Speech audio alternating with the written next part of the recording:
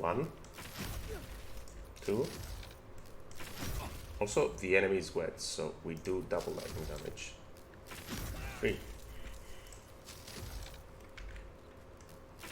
4, 5, 6. Got our extraction. 7, 8, 9, 10. So now we're at 10, 11, 12.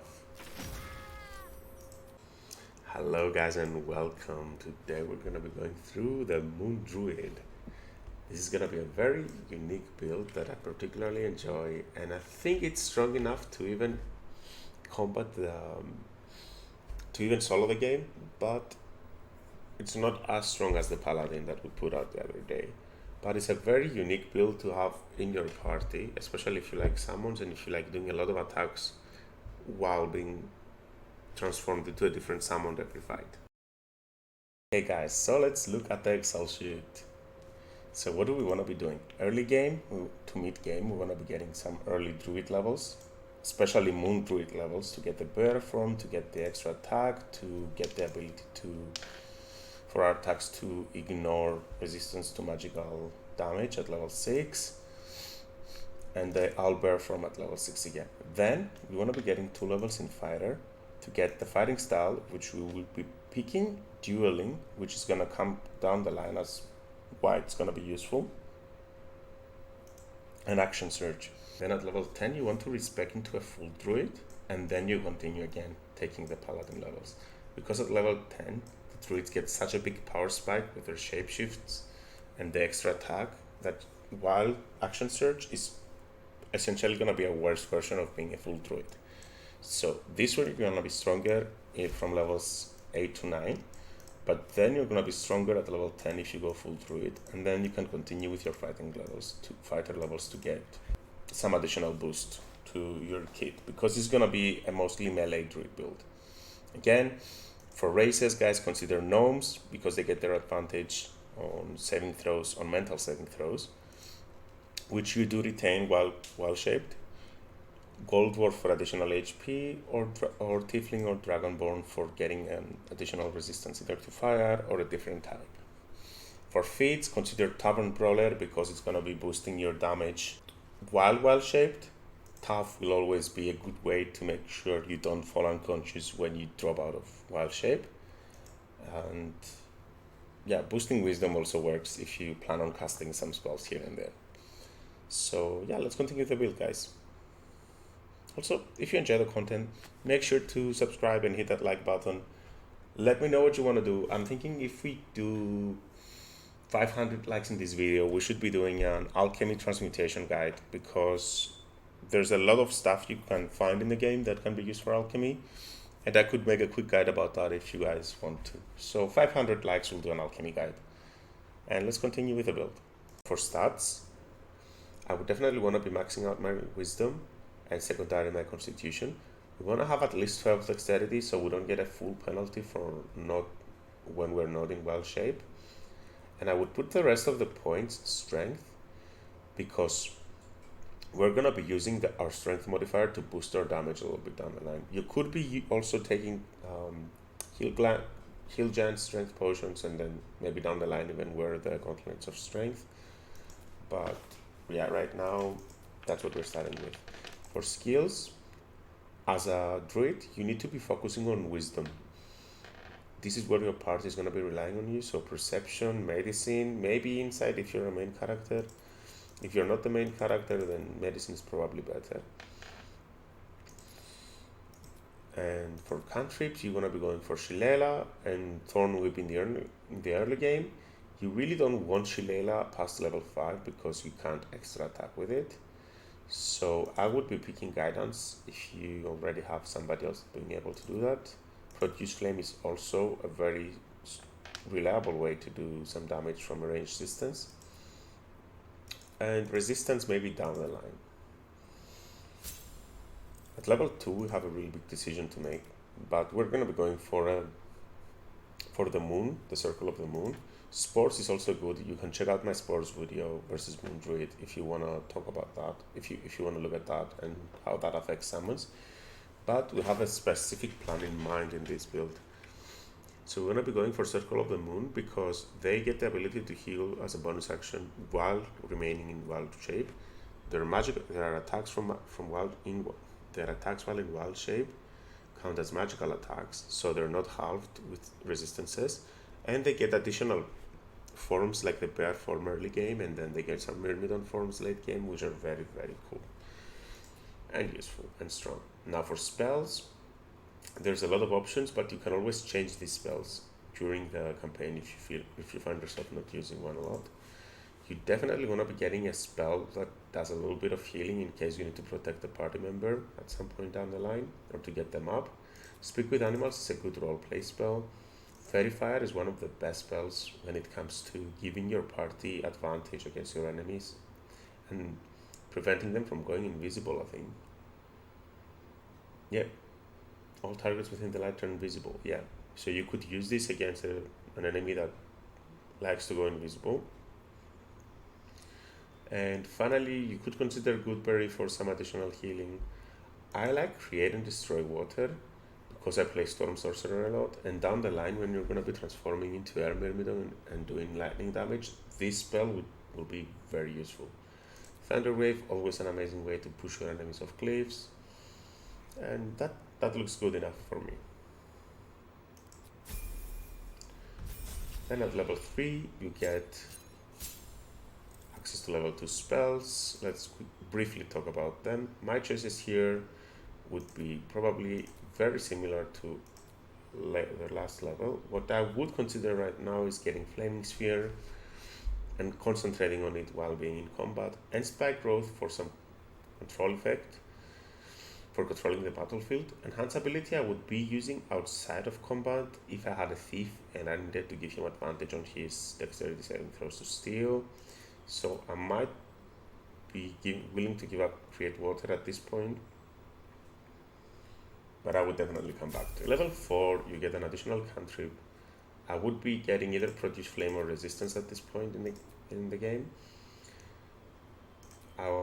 Additionally, you could also use Hold Person, cast it before combat and concentrate on it while you're pummeling your enemies with your bear forms.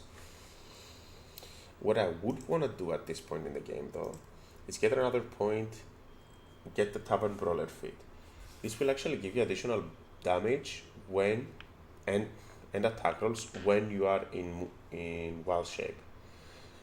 So a little bit more damage, quite useful. You might even consider dumping out other abilities really for this. I'm not gonna maximize this though because you're gonna suffer on other areas, so you can't dump your wisdom so that you can go strength at this point in the game, or generally if you want to be using spell. And your constitution, you're going to be needing to maintain concentration, and it helps you with staying alive if you ever lose your wild shape. So I'd rather lose a little bit of damage and be a bit more useful throughout the campaign. So I would definitely get Tavern Brawler here. Then at level 5 you get your extra attack from the while being in wild shape. Cool spells to have at this point, I would say if you're in Act 2, Daylight is a very good one. Sleet Storm is very, very useful for controlling the battlefield. Cold Lightning is reliable damage if you have to stay in range, but other than that, not very impressive spells. So definitely would give up on the Flaming Sphere though.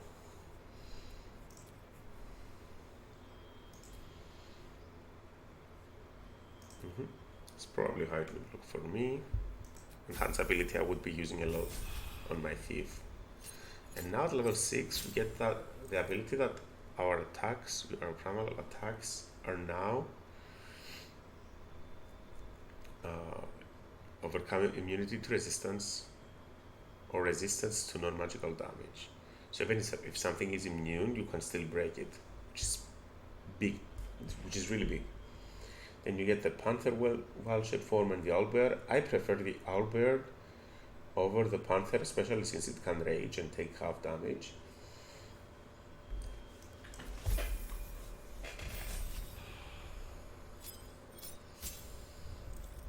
And now at level 7, I would rather start taking some levels into Fighter. You might even consider respeccing into a Fighter, so being Fighter level 1.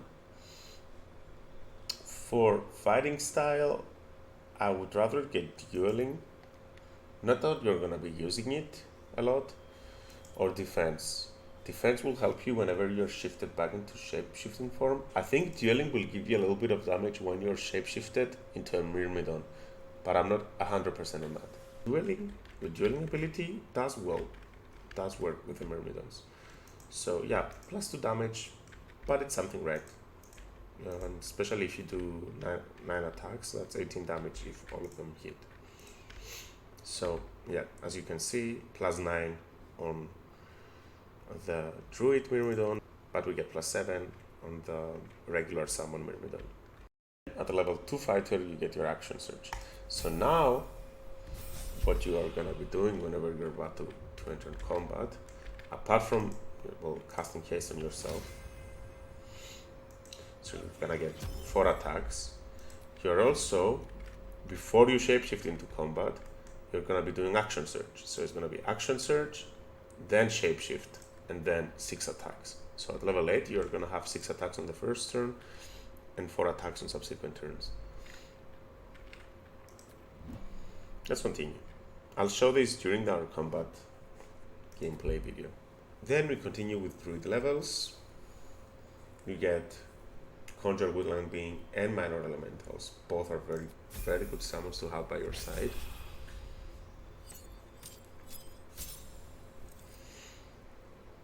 Then at level 8 Druid, you get the Severed Tooth ability.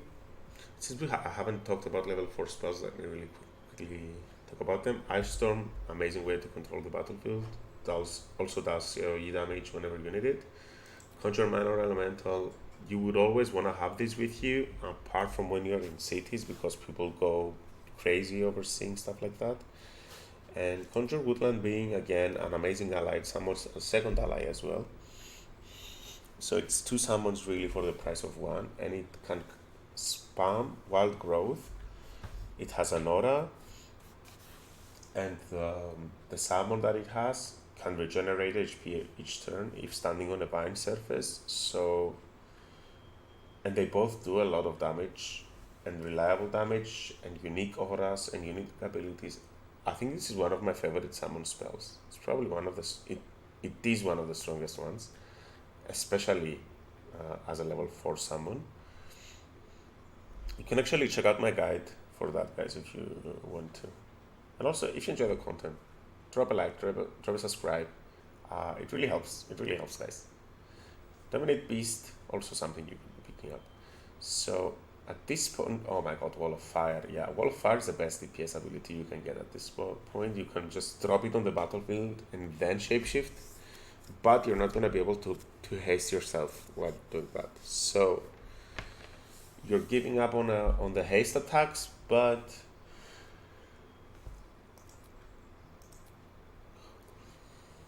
especially since you have the Owlbear form, you can just push your enemies into the Wall of Fire with the Owlbear shape. So probably a very good combination to have at this level. Then at level 10 combined, you definitely want to be getting that extra point in Wisdom, and then you have 1 more point. Unfortunately, no half feats for Wisdom. This is where if you started with a lower constitution, you can actually make it even and then use those points maybe for strength, etc. So you could have started with a little bit lower constitution, a little bit higher strength, and at this point you would be able to fix the numbers. Additionally, the lucky feat is very good, or you could go tough, or even Sentinel.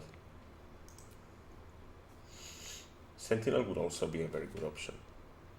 Level 11, you get your 5th level spells, which you definitely want to be preparing.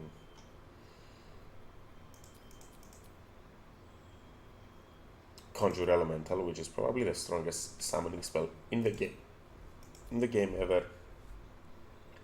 Mask Cure Wounds is not your job to be healing, but if you want to, Insect Blade, again, not your job, but not too great, but it's useful. It's useful. You can drop it onto the battlefield and then Shapeshift and start damaging your enemies. Wall of Stone also good, is very good.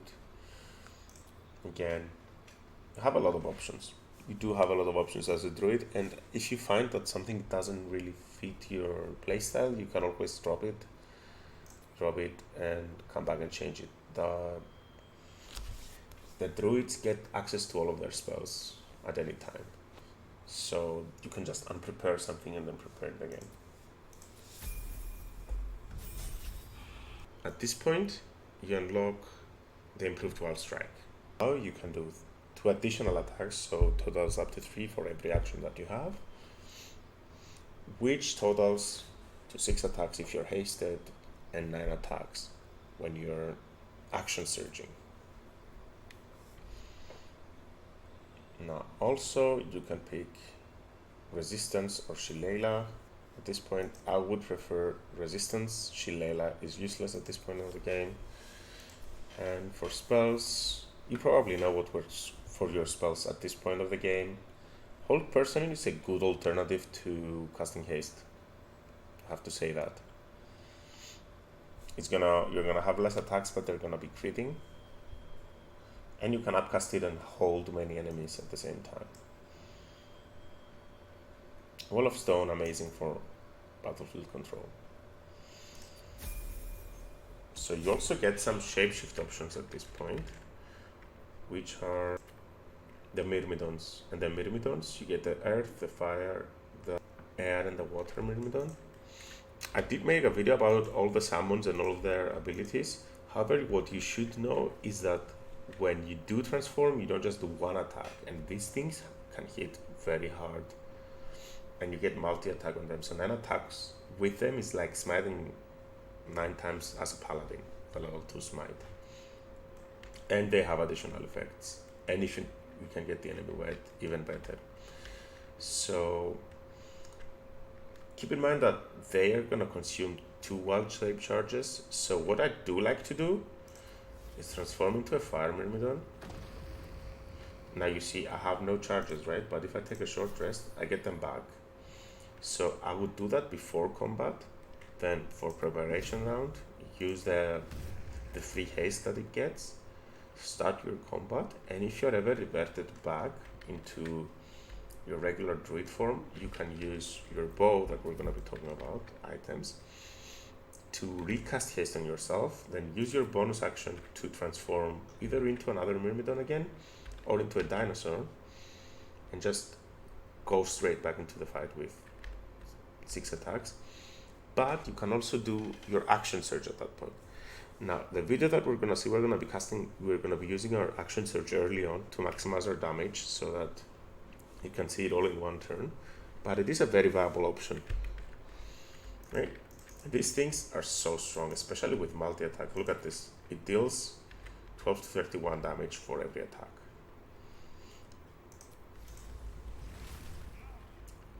And it burns the target. Also, you could go for the Air Myrmidon, which is my favorite. This one doesn't have haste, but it deals more damage. And as you can see, the +9 there is because we have the Dueling ability. What I found that was useful is 1, Armor of Moonbasking, and whenever you use Wild Shape, gain temporary hit points, and the damage you take is reduced from your enemies. Also, you have +2 to bonus armor class whenever you are wild shaped as well, and you have advantage on saving throws against spells. This is crazy good. This is amazingly good. For bows, I like the Darkfire short bow. For almost every build I'm doing, I'm using this, but because we're not going to be using our bow to do damage, the bonuses we get from it are very strong, and the haste that we get from it is also probably one of the best abilities you can get as a druid. Could also use scrolls, but scrolls are expensive and they're hard to come by. If you enjoy the content, guys, please make sure to like and subscribe.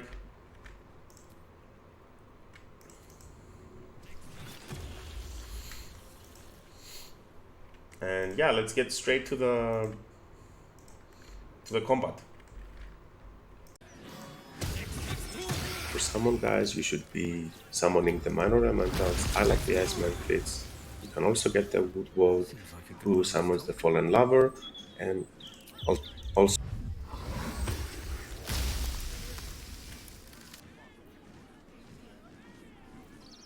get the Conjure Elementals. As a water elemental is what I prefer the most, but you can have your pick. Okay, guys, let's look at our preparation rounds. So, we drink our elixir of bloodlust, then we cast haste on ourselves, and we should be creating some water on the enemies if we want to maximize our damage, really. It's best if you don't get yourself wet unless the enemy does a lot of fire. If you have a second action, why not make more enemies wet? Okay, and now we're ready to start the fight. So let's run up to one of the enemies. Give a good smack. Let's attack. So our combat includes our action surge. Then we do a bonus action, transform into an air myrmidon. And now we can start our turn. Okay, so let's look at our turn, guys. 1, 2. Also, the enemy is wet, so we do double lightning damage. 3, 4, 5, 6. Got our extraction. 7, 8, 9, 10. Should we go for her or this guy? Sure, let's go for the one on the high ground. So now we're at 10, 11, 12. More left? No more left. 12 attacks.